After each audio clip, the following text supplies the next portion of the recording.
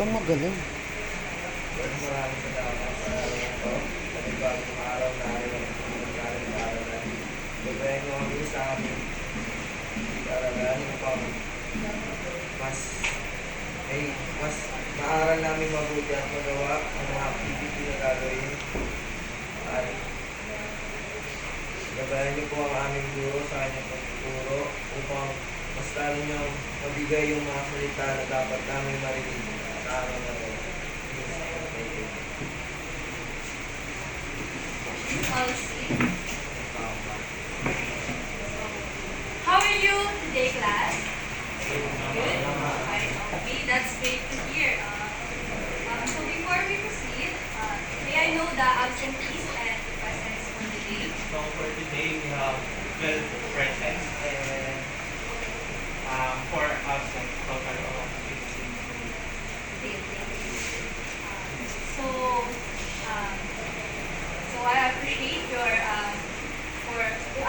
your attendance for today. So kahit na may absent tayo na kunti lang naman. So I hope mag-focus tayo sa ating lesson for today na. So sana ilad mo yung ears natin. Okay? Next, before we proceed in our lesson, ano nga ba yung past lesson natin na pinalakad? Yes, Sir Joseph. Last lesson po natin is about ECM po and unit function. Okay, about sa ECM. So, who would like to share the significance and function ng ating ECM? Yes, Sir Joseph. Sa yung takeaways ko lang po nung last meeting, yung ECM po is it acts as a brain that analyzes and interprets the data given by the sensors yung kumukuha ng mga data to different areas of the engine. Tapos yung data na to, i-interpret ng ECM and papadala sa actuators para ma-contact yung dapat gawin ng actuator. Well said, Sir Joseph. So, who would like to share pa another insight? Yes, Sir Ibudo. Ngayon nga po nasabi po ni Sir Joseph na yung ECM po is brain po na machine. So, ang ginagawa po ng ECM is nag-receive po siya ng information na galing sa sensor. Tapos, kino-convert niya po yun into signal. Tapos, in-send naman po niya kay actuator. Tapos, yung actuator po is gagawin po yung signal na sinabi na mag-release. Okay, well said. So, ECM stands for Engine. So, it serves as a brain ng ating diesel engine management. So, it is important para mag-perform ng maayos or ng maganda yung kalabasan ng performance ng ating engine. Okay? So, next, yon. So, we will have a energizer. So, before we proceed ba, para magkaroon naman kayo ng energy, total sobrang maaga na yung start. So, I prepare a game which is a jigsaw puzzle, but nilagyan ko siya ng quiz, which is yung guess the English word. So, here, may mga word na magpa-flash na need nyo ma-identify kung ano yung word na yun. So, bibiglasin nyo na yung word na yun, meron dun malapit na totoong word na pinapawalaan. So, there will be 6 students na kung yung makakahula ng tamang sagot, meron 6 students doon na pipili, which is bubuo nung jigsaw puzzle natin. Okay? Naintindihan mo ba, class? Clear ha? So, ito yung direction natin on how to play yung English words. So, read the random words that will appear on the screen and guess the right word. Okay? Are you ready? Okay, for example muna tayo. So, would like to answer. Yes, sir. Engine. Correct. So, ganun lang siya ka-simple, laruin. Okay, let's start.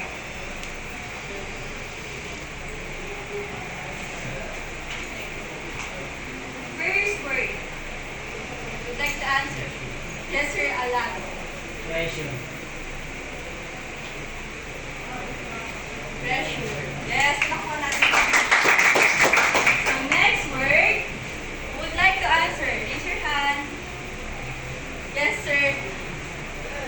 Efficiency. Yes, efficiency. Next. Yes, sir, nagpiano. Correct, control. Next word. Yes, sir, Dalaguna. Fluent. Yes, correct. Next word.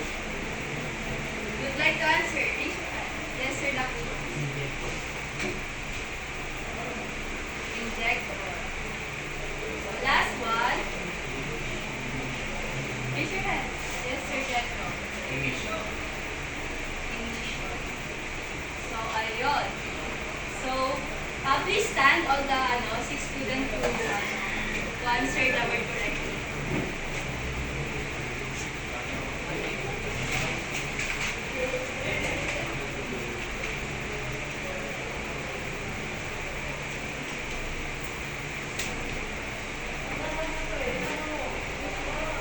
Ito yung mga pieces ng natin, ng puzzle. So, kayo yung third class points sa quiz kapag kayo yung nakasagot ng right word. Plus, meron kayo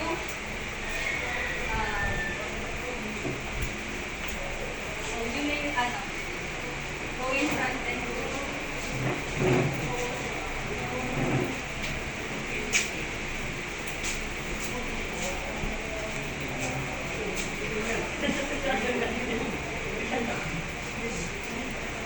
Ibu Kaiman.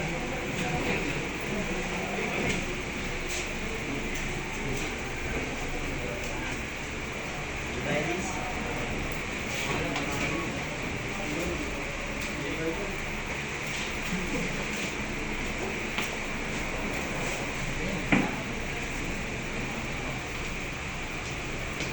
Hindi alam para alam mo yan.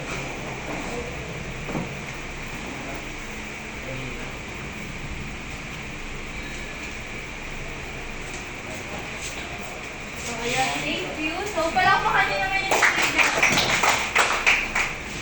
So, ngayon, based din sa mga pinamula ang mga words, nandito sa picture, ano kaya yung next lesson natin? Sa tingin mo? Yes, sir, yes. Injector. So, yes. So, today we will discuss about the diesel fuel injector. So, I know you already have an idea what is diesel fuel injector, di ba? Masyado na siyang common. Yung sa M1 nyo, sa major 1 nyo, di ba? Na-discuss na rin siya. Parts ng engine. Kasi part siya ng engine. So, masyado na siyang lagi na nababanggit pag when it comes sa automotive. So, today, mas papalalimin pa natin and mas papalaman pa natin kung ano ba talaga yung diesel fuel injector. So, for today's topic, syempre, di-discuss natin yung diesel fuel injector, then yung role ng diesel fuel injector natin, parts, and how to check yung electrical resistance ng ating injector. So, let's proceed kung ano ba ang fuel injector. So, who would like to read the slide? Yes, sir. Fuel injector.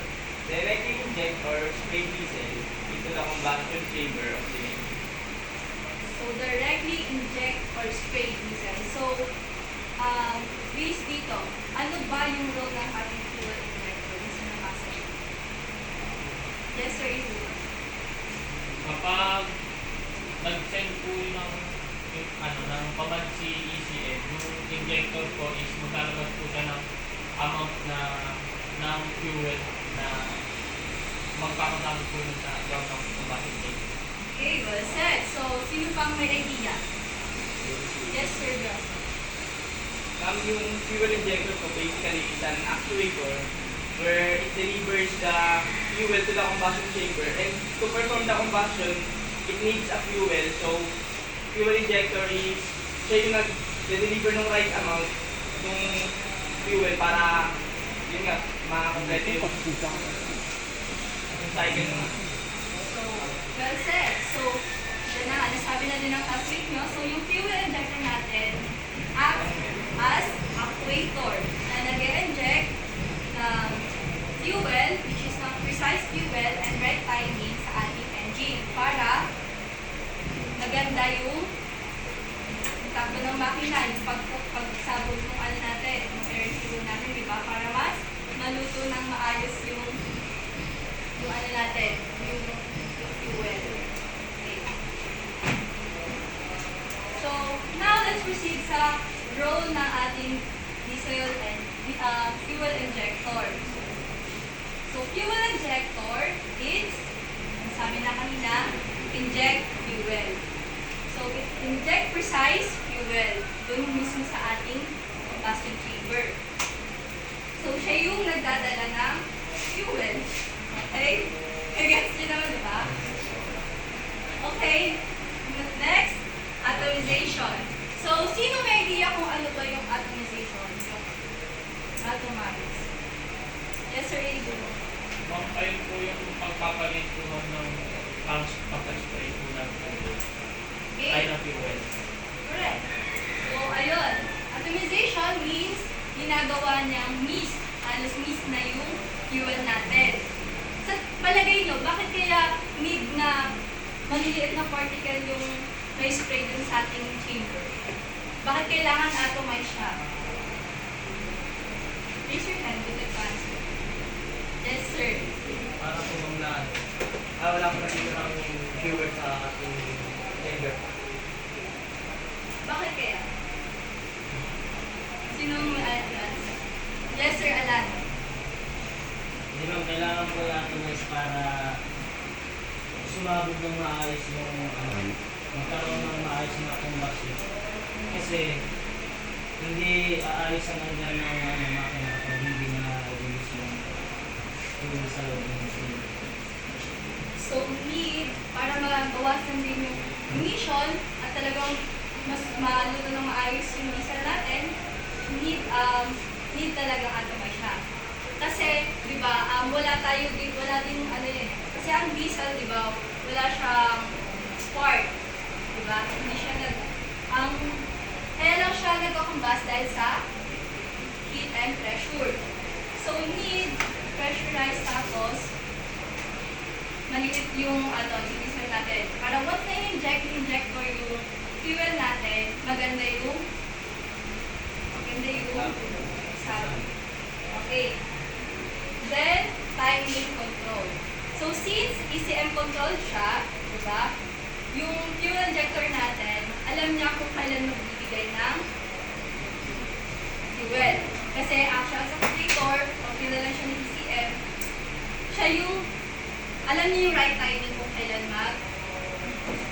mag-spray, mag-inject. Okay. So, next, yung pressure regulation. So, wants to explain bakit kaya isa sa road na yung pressure regulation. Sabi na siya kanina. Good luck. Ano lang? Yung kahit ano lang. Kung ano lang yung sa tingin niya. Yes, sir. Sa tingin ko po, kailangan yung pressure regulation kasi nakakonect siya sa yung injector ko nakakonect sa common rail. Then, para po yun nga kung may nakalagay na atomize, para ma-atomize siya, kailangan din niya ng pressure para talaga yung buga niya, ma-atomize niya yung diesel. And kailangan din pong ma-release, pag kailangan pong ma-release yung sobrang pressure, yun po, kailangan po ng pressure regulation sa common rail. So, okay. So, yung fuel injector natin, isa sa role niya is pressure regulation. Kasi, hindi lang siya basta nag-i-inject ng fuel. So, ginagawa niya ding pressurize yung fuel natin. Pinapanatili niyang pressurize yung fuel na i-inject. Kasi, di ba, lalo sa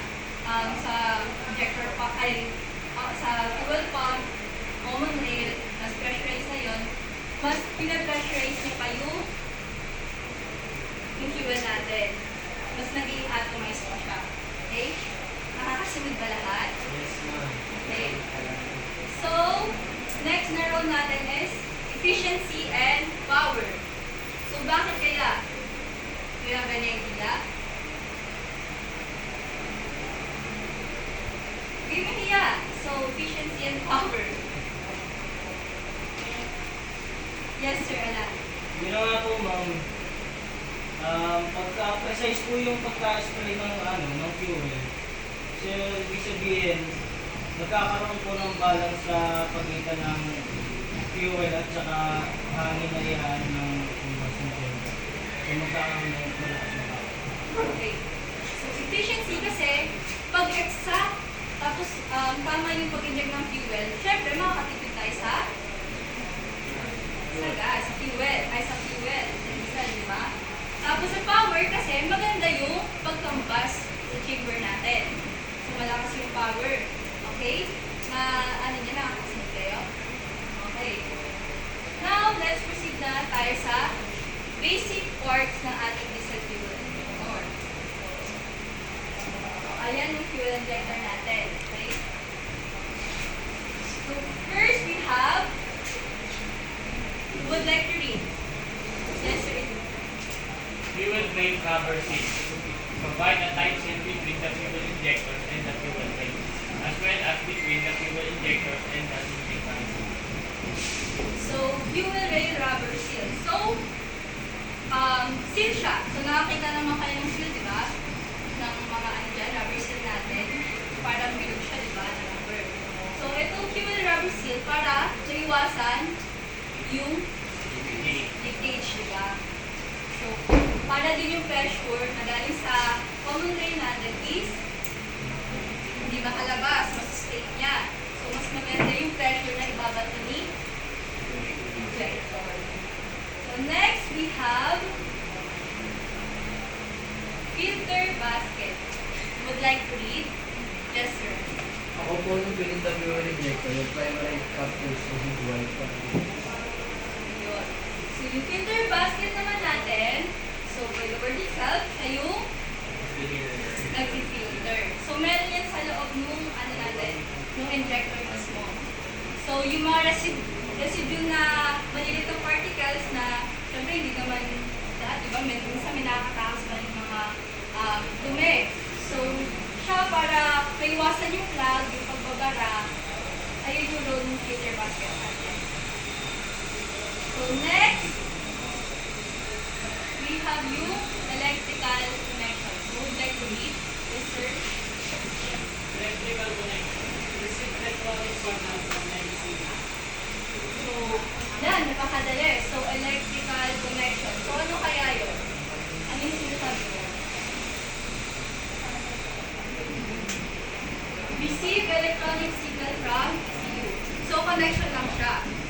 Siya yung para, di ba? Para gumana yung yung injector natin, so need siya. Para pag sinuplayan siya ng power ng power ni ECU, may pagdadaanan, gagana yung injector natin. So next, we have yung solenoid. So solenoid, would like to read? Yes, sir, Joss. Solenoid electromagnetic coil works as an electromagnet that opens and closes the valve, controlling the amount of fuel that is sprayed into the combustion tube. So who would like to share the idea about this slide? Solenoid. Ano ba yung solenoid? Sabi na dyan? Yes or no? Ma'am, kung napagkalaman po kasi namin sa editor po namin, yung injector po, parang meron po dun nakaikot-ikot na parang wire. Tapos nakonekta po siya dun sa connection. Tapos kapag nadadaluyan po siya ng kuryente, ino-open niya po yung po sa printed valve para po dun po lalabas po. So, well said. So, yung solenoid, pag nasupplyan siya ng electricity or ng energy, dahil solenoid ito yung electromagnetic coil. Yung katulad ng sinabi ni Sir Ikudo na nakita na kayo nun, para siya coil siya, di ba? Winding siya na, winding siya. So, once na kuryente, ano nangyayari doon? Ano makikreate niya? Magnet. So, ibig sabihin, mag-open yung valve, diba? Hihilain niya yun kasi mag-create siya ng magnet. Next part, we have yung quintal return screen. Who would like to read and explain as well? Yes, sir. Andrean. Ensuring that the injector closes properly after fluid is delivered.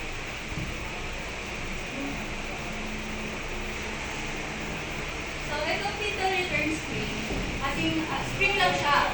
Diba? Kasi once na sinuklayan ng electricity yung solenoid, syempre mag-create siya ng magnetic. Dapat may hindi na pabalik dun sa quintal natin para mag-close ulit, diba?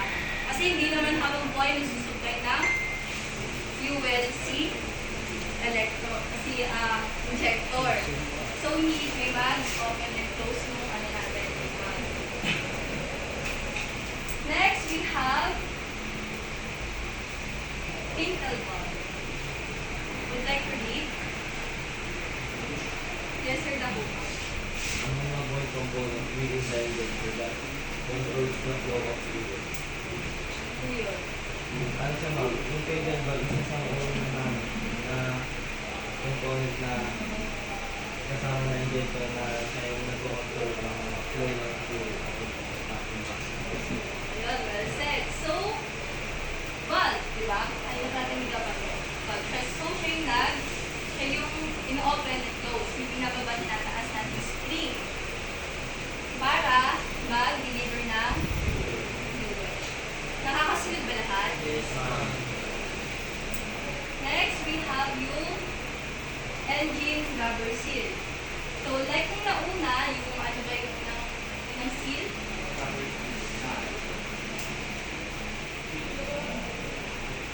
Fuel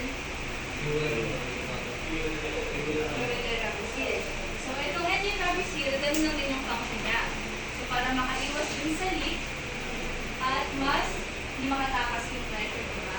Siya yung nakalapag kasi yung ano natin, diba? Yung injector natin dun sa engine. So, para hindi mag-leak doon, siya yung may rubber seal doon. So, ang tawag sa kanya ay inside rubber seal. Kasi, nakadikit siya dun sa engine. So, next, we have yung quintal valve. Who wants to read? Quintal valve. Yes, sir. Yeah. Spindle cap covers the tip of the injector's spindle. So, sa tingin mo, ano yung ano natin? Yung function ng quintal valve natin, bakit kailangan siya? Para ma-cover daw yung injector's spindle. Okay. So, okay, thank you. So, it covers the tip of the injector quintal. Kasi di ba, yung injector natin, nandun siya, ano niya yung nandun siya mismo sa engine. Diba?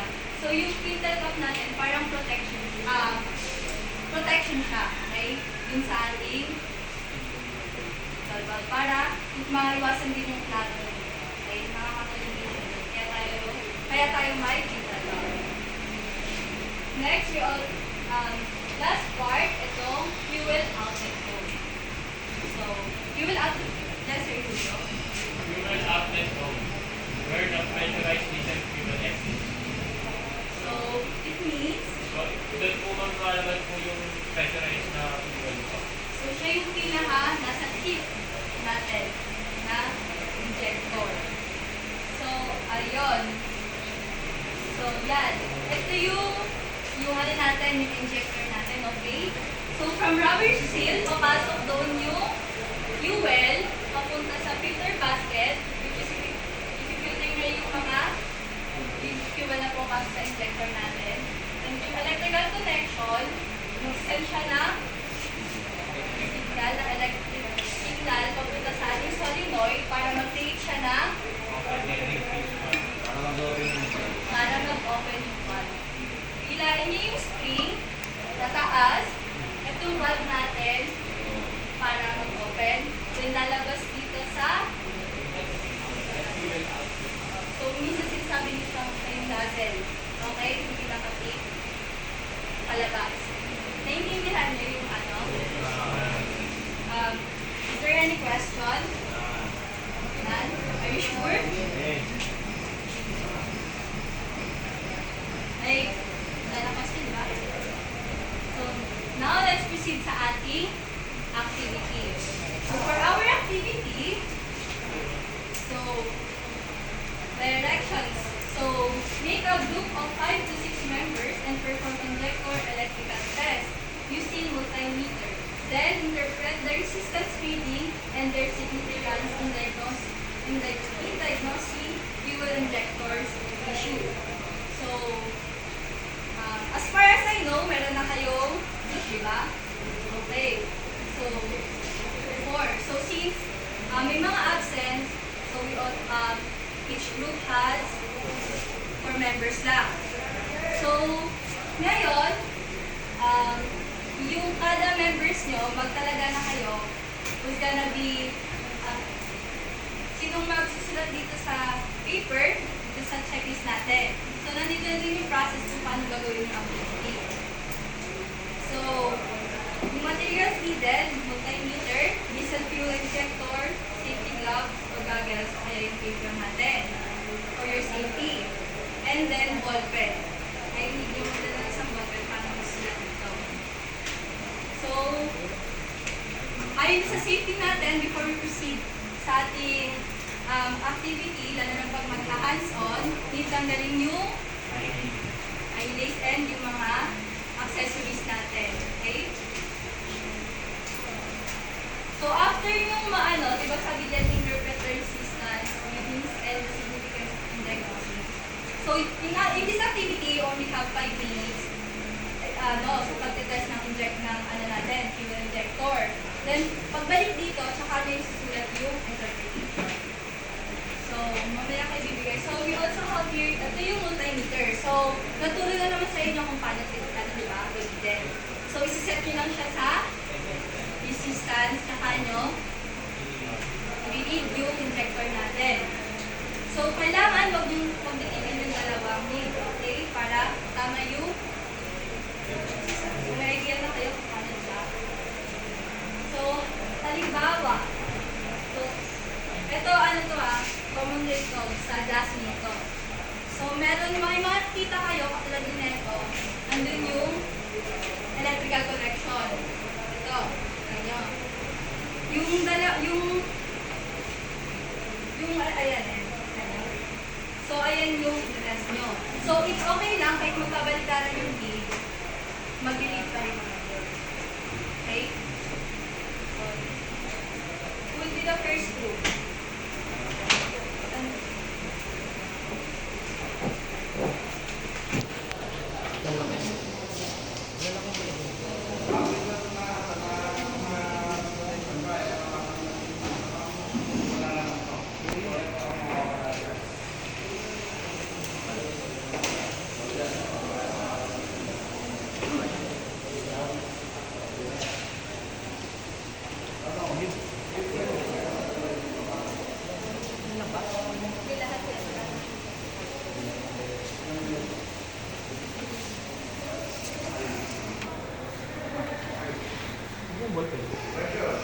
Yan, ginawa mo kanina yung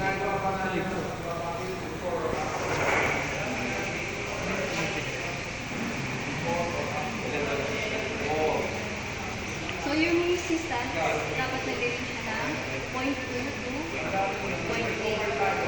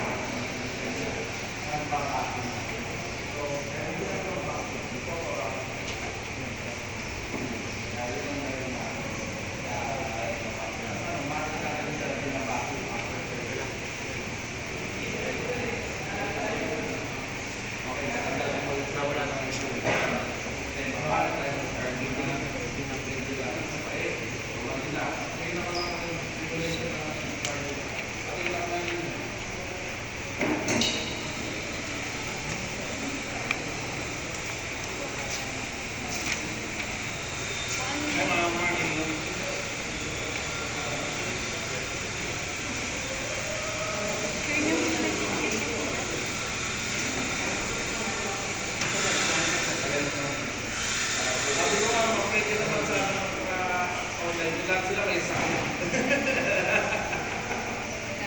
Tapos bibidyoin na lang ma'am sir. Ito, dinarabit namin ito. Ganito.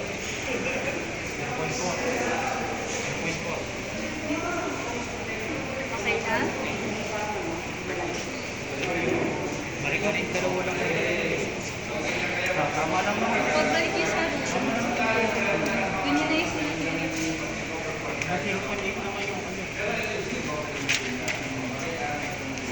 Patawag din.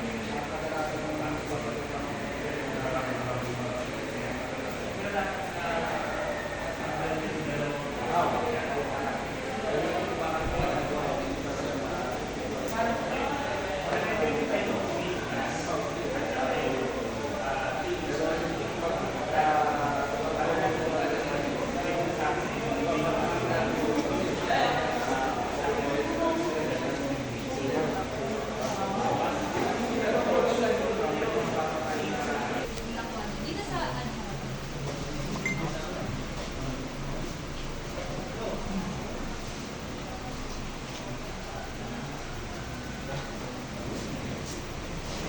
Good morning everyone. So yung sa group 1, yung nakuha namin data for injector 1 is 0.2 ohms and sa 2, 0.3 sa number 3. 0.4 and sa injector 4 is 0.4. Yung interpretation po namin, based on the given data we accumulated, all injectors are able to reach the expected resistance in order to properly execute or operate for optimized fuel delivery into the combustion chamber. The significance of this activity is for us to know and to experience the steps in checking the resistance of the said component. It is important for the engine's running condition for a smoother and more efficient operation. Okay. Palakpakan natin yung first group. Okay. Proceed tayo sa next group. Group ni Sir.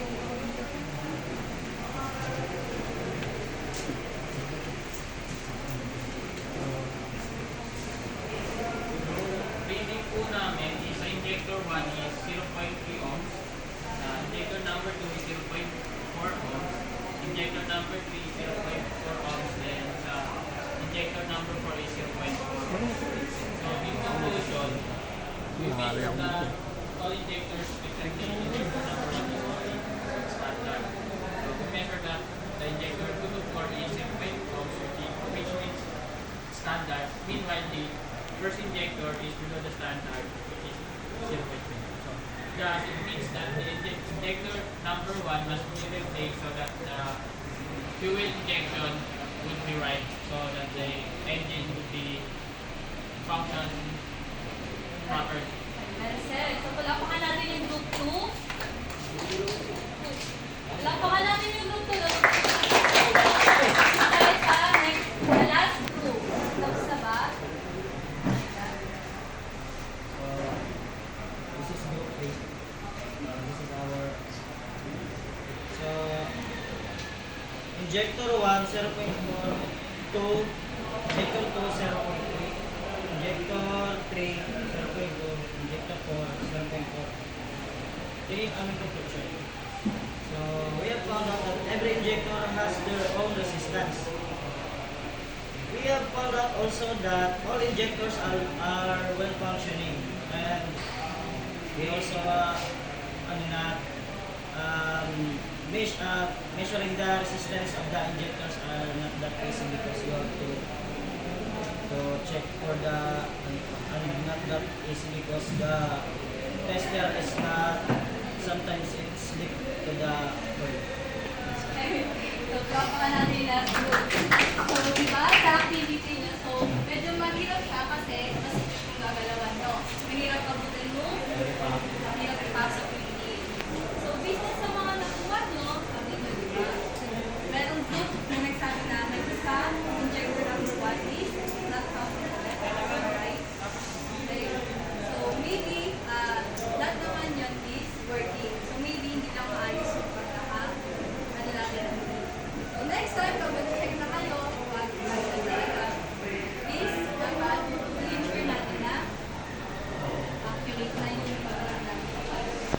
So, sa tingin nyo, so, nasabi na naman nila bakit important yung pagkukuha natin ng electrical test tracking injector. So, is there any idea kung your opinion kung bakit natin sinasagawa itong natin, injector electrical test? Yes, sir. Para malaman kung the injector is functioning. So, actually, yung yan, di ba sabi ko sa inyo, nag-range yung resistance ng ating Hyundai doon, yung injector doon, which is 2.2 or 2.8. So, depende yun sa manufacturer. So, dapat titignan natin yung manual ng sasakyan. Ano ba yung resistance ng tamang resistance ng ating injector ng sasakyan. Kasi, iba-iba yung model ng sasakyan, iba-iba din yung specification. So, to summarize, ano nga ulit yung fuel injector natin? Yung fuel injector natin, spray and inject, atomize, pressurized state. Tapos nakakatulong siya sa efficiency ng ating sasakyan and power. So what are the parts of our fuel injector that i-discuss natin? Ano nga ulit yung mga parts na yun? Yes sir, give one. Filter basket. Sa po yung filter ng mga small Okay, filter basket. Next. Yes, sir. Human rail rubber seal. Ito po yung na-secure yung connection from rail to injector. Okay. Ano pa? Ano pa? Yes, sir. This return screen. Filter. Intel. Filter spring. So, ano yung ginagawa niya? To set the valve after the vibration. Okay. So, sino pa? Intel valve. Okay, sir. Sorry, siya po yung nagbubukan po ng starting time.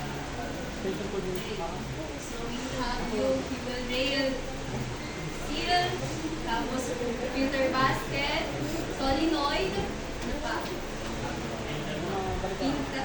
Intel return spring, Intel valve, Yung connection po ma'am, yung terminal. okay, terminal, Ilan mo rin kayo kayo? Kaysa pang nasunin. yung connection, Sa dumadaan po yung okay, ano pa? Intel top, outlet po. yung outlet hole. So, ayun yung mga parts na ating fuel injector. Now, let's proceed sa ating quiz. So, bring out 1/4 sheet of paper. Ito yung direction natin. So, in a clean sheet of... Ready na ba kayo? So, in a clean sheet of paper, 1/4 lang, identify the following parts of diesel fuel injector. So, malalaki na naman kayo. Diba? Tanggalin naman, ilogin natin yung parts. So, you have 15 minutes to answer this quiz. Okay, start.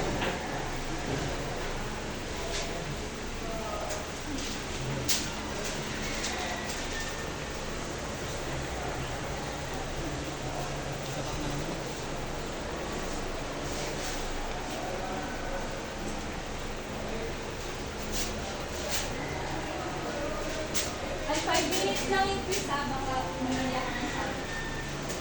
5 minutes. Total 5 items.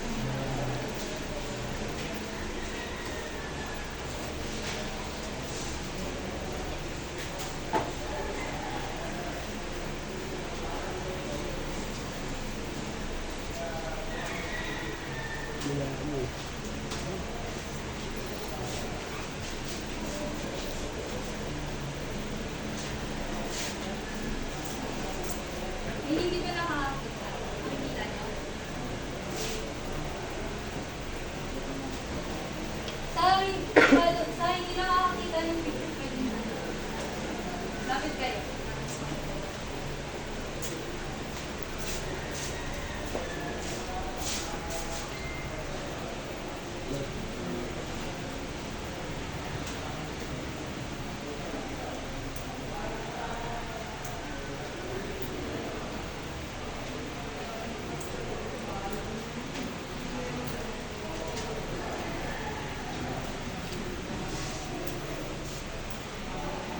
Tapos na lahat.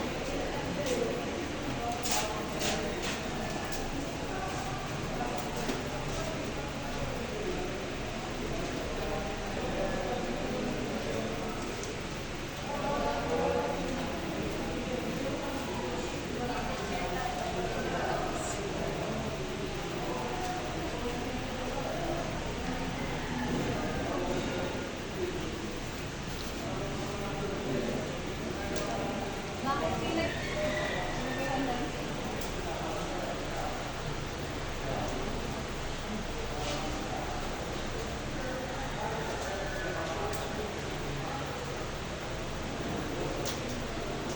Tinatapos na.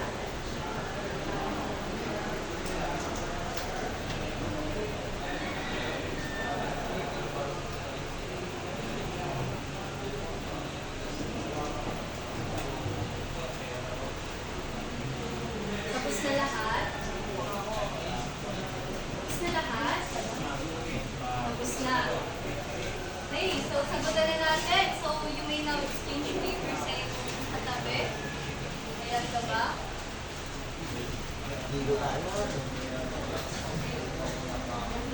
So first, sa number 1 natin, anong part yan? Filter basket. So, tignan nyo. Number 2, ano yan?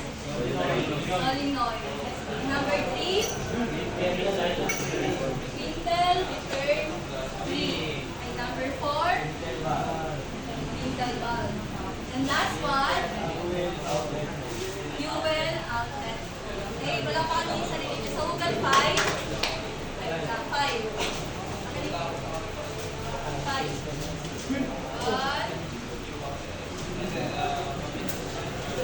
Lahat ng 5.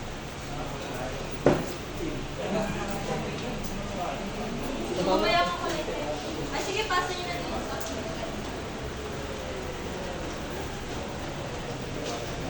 yun, palakpakan niyo yung sarili niyo. So now, for your assignment, take nyo na kayo ng paper. Okay? So, ilalagay siya sa long bond paper. So, next meeting ko kayo. Okay?